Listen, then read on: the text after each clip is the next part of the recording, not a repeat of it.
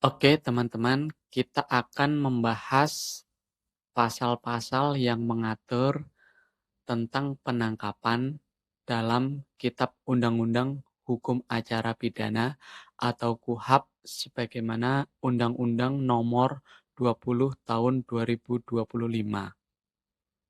Penangkapan adalah salah satu upaya paksa. Sebagaimana pasal 1 angka 4, upaya paksa adalah tindakan aparat penegak hukum berupa penetapan tersangka, penangkapan, penahanan, penggeledahan, penyitaan, pemeriksaan surat, penyadapan, pemblokiran, serta larangan bagi tersangka atau terdakwa untuk keluar wilayah Indonesia yang dilakukan berdasarkan ketentuan dalam undang-undang ini dalam rangka kepentingan penegakan hukum. Jadi poinnya adalah tindakan aparat penegak hukum berupa penangkapan yang sesuai dengan tema kita. Selanjutnya, penangkapan diberikan deskripsi berdasarkan pasal 1 angka 32 KUHP Nasional. Penangkapan adalah tindakan penyidik berupa pengekangan sementara waktu kebebasan tersangka. Saya ulangi, adalah tindakan penyidik berupa pengekangan sementara waktu kebebasan tersangka, terdakwa, atau terpidana berdasarkan minimal 2 alat bukti untuk kepentingan penyidikan, penuntutan, dan atau pemeriksaan di sidang pengadilan. Poinnya adalah penangkapan yaitu pengekangan sementara waktu kebebasan tersangka, terdakwa, atau terpidana. Ditegaskan lagi pada pasal 5 ayat 2 huruf A KUHP yang menentukan penyelidik atas perintah penyidik dapat melakukan tindakan berupa A. Penangkapan, larangan meninggalkan tempat, penggeledahan, dan penahanan. Oke, kita masuk ke substansinya yang diatur pada bagian ketiga pasal 93 KUHP. Ayat 1 menentukan untuk kepentingan penyidikan, penyelidik atas perintah penyidik berwenang melakukan penangkapan. Ayat 2 untuk kepentingan penyidikan, penyidik atas saya ulangi. Untuk kepentingan penyidikan, penyidik dan penyidik pembantu berwenang melakukan penangkapan.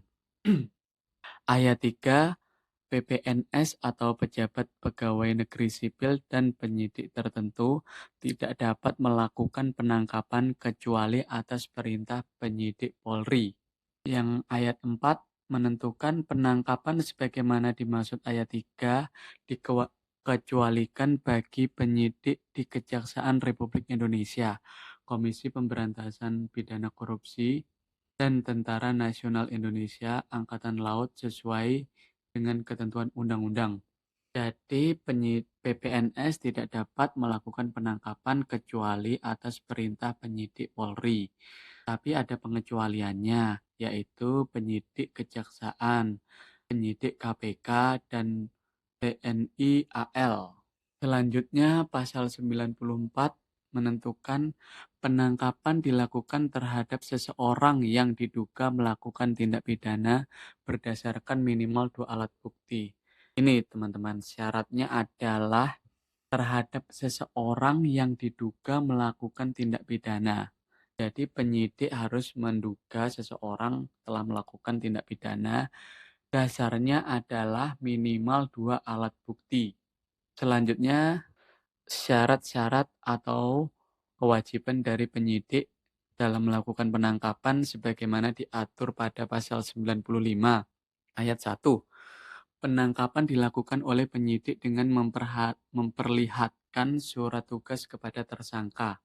Ayat 2, selain surat tugas sebagaimana dimaksud ayat 1, penyidik harus memberikan surat perintah penangkapan kepada tersangka yang berisi identitas tersangka, alasan penangkapan, uraian singkat perkara tindak pidana yang dipersangkakan, dan tempat tersangka diperiksa.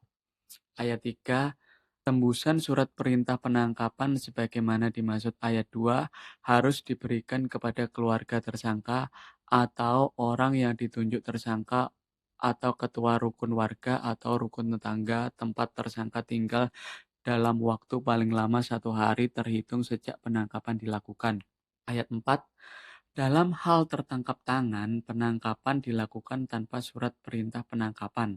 Ayat 5, pihak yang melakukan penangkapan sebagaimana dimaksud pada ayat 4 atau tertangkap tangan harus segera menyerahkan tertangkap beserta barang bukti kepada penyidik atau penyidik pembantu. Ketentuannya pasal 96 mengatur penangkapan dilakukan paling lama 1 kali 24 jam, kecuali ditentukan lain oleh undang-undang. Contohnya kalau penangkapan terhadap terduga terorisme, seingat saya adalah 3 kali 24 jam.